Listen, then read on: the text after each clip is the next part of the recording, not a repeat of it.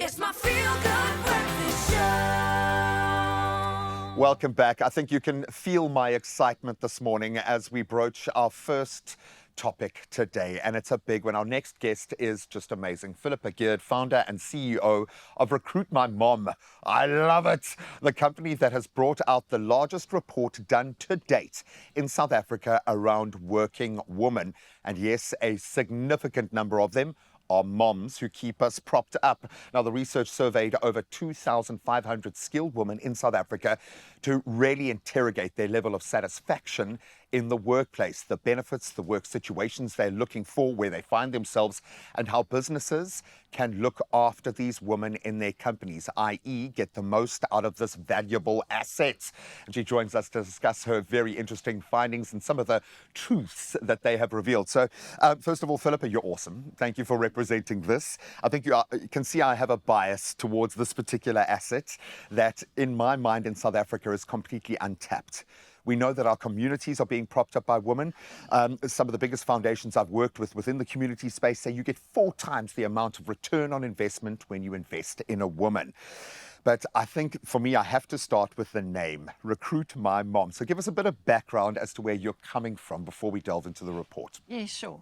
So Recruit My Mom was launched in 2012 in South Africa, and it was an answer to a need amongst women who were being overlooked by recruitment agencies. And we knew that employers could tap into this incredible resource if only they knew how to, and the fact that these women might need a different way of working. And that was pre-COVID. Post-COVID, we've had a bit of a shift in the way women want to work, but it really was around this amazing asset group, as you call them, and how do you tap into them to utilize them in this work, in our workforce in South Africa. And it's so funny because you're speaking post-COVID language here, so it must have been quite an adjustment back then to get people to think about this shift, because it's amazing to me. Some of the most effective members of the business community become a mom and are taken out of the fold, and we leave them there. Yep. And we don't allow access to entry. So you've gone and done this report to do a deep dive to find out what women in South Africa actually need to be successful in the workspace. So let's talk through some of those findings. What really jumped off the page for you? So what happened was, post-COVID, we started to see a shift. So we have almost 200,000 women in our database at the moment, and we started to notice a larger number of women coming into the workplace looking for work, and also a greater number of them looking for full-time employment. And so we started to ask ourselves, so what's happening economically amongst women in South Africa? And there wasn't the data. So we decided, well, we couldn't just anecdotally come to market and say, this is what's happening. We needed to do the research. So together with a number of other influencers in South Africa and people in South Africa, we put out the research, and just about 2,500 women responded, and they, in this report, then began to tell us what they wanted, and that's what we've released to the market. And I'm thinking there are multiple ways that you can push this perspective, this as a product in itself. What were some of the myths, or maybe those misconceptions that this data, these metrics have dispelled? What have been some of your biggest, wow, okay, those kind of moments? So I think there are a number of perceptions around how women want to work, and particularly working mothers. Yeah. And there seems to be, this belief that working mothers are not serious about their careers, that they want to work part-time, and they want to work remotely. And what we found from the research was that 98% of the women said we want to work, 78% of them said they wanted to grow, and the majority of them want to work full-time, and actually the majority of them also want to work in a hybrid manner. And that was an interesting aha for us, because we also thought that the majority of women would want to work remotely, fully remotely. But because of COVID, there's this greater need for connection and social interaction, and so there's this now growing need for more hybrid work. You still have about 30% of women wanting to work fully remotely, especially when their kids are a bit younger. But or those that have better behaved kids. Maybe they just don't want to escape them. possibly. I love the fact that we are turning this lens onto a member or a group of members of the workforce that are untapped as a resource. This isn't about creating room for a nice to have. This is essential for the growth of this country. We need to utilize the best assets that we have. And that's exactly the focus here. So we're going to continue this discussion with Philippa in just a moment. We are speaking about women in the workplace and how that landscape is transforming to prime itself for these assets. And we'd love for you to weigh into the conversation. But first, let's cook a sub. It's my feel-good breakfast show. Oh, welcome back. This is a good one. If I'm enjoying this conversation as much as I am, you have some gems to glean from it. We are continuing a very important conversation with Philippa Geard, the very proud founder and CEO of the incredible Recruit My Mom, the company that has brought out the largest and I think most pertinent report done to date in South Africa around working women. What does her research reveal about the level of satisfaction of women in the workplace, and also how we are not tapping into a resource that is staring us right in the face? And I'm going to grossly overgeneralize here, but you've been talking about an aha moment. When I talk about this asset within the workplace, how much of an asset is that? Let's talk about the qualifications, the education, this pool of talent and resource that we're not tapping into. Yeah. So women in South Africa are underrepresented by about 11% Okay. in the workforce. And what we're seeing is that there are more women entering tertiary institutions and graduating from tertiary institutions and entering the workforce.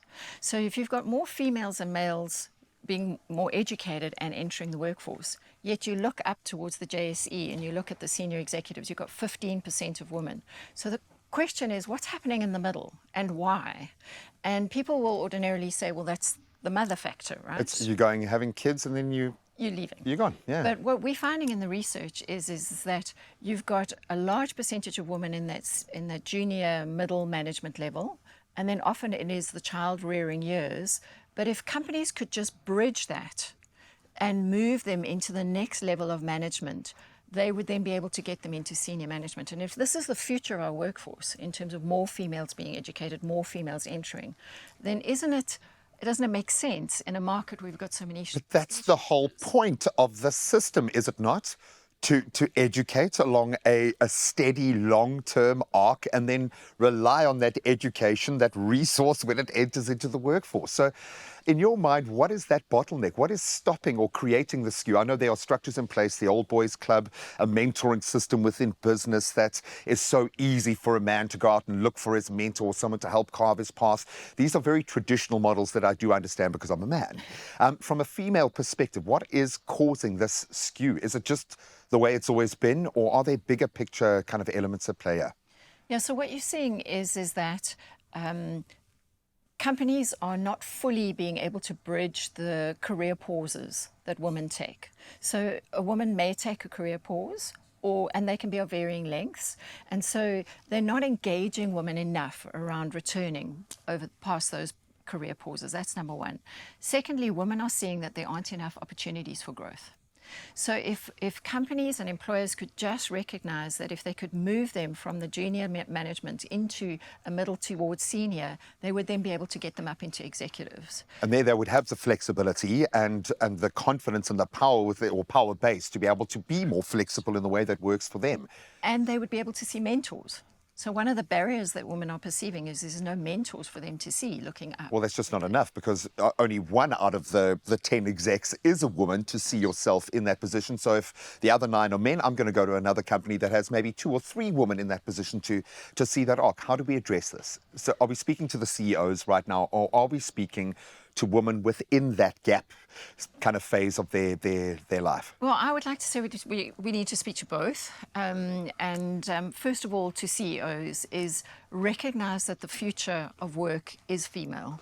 There are more of them entering, there are more of them that are educated. So what's the strategy? What's the plan to get them to executive level? Because at the end of the day, that's what we ideally need. And then secondly, for women to really have those conversations. You know, they are an asset. We've got a skills shortage in South Africa. They've got incredible skills. A lot of them more educated now. So start to engage with management on what is required, particularly around flexible working, in order to alleviate all the concerns that might come with flexible working. We have an opportunity now, and I think the world is being gatewayed through this. And when we talk about the future of work being woman, we're not talking about an emotional conversation and the soft skills that are involved with managerial styles or anything like that. We are talking about a hard resource on paper, educated members of the workforce that are being left out in the cold. And we are screaming to connect the dots with employment, with management style, with being future focused, with helping young people enter into the market. The skills are there, paid for through varsity, through all of these degrees. We're not tapping into it. And it's partly the CEOs who, yes, have to turn a lens inwards to find out about the women within their own workforce. But I think most importantly, we need to take days like today to put our hands up. And I say our very loosely because it is your time, woman, to take ownership of your space. So have these conversations and reach out to incredible mentors that are there ready to guide you through the process. You're amazing. What you represent is absolutely amazing. Please weigh in on the conversation.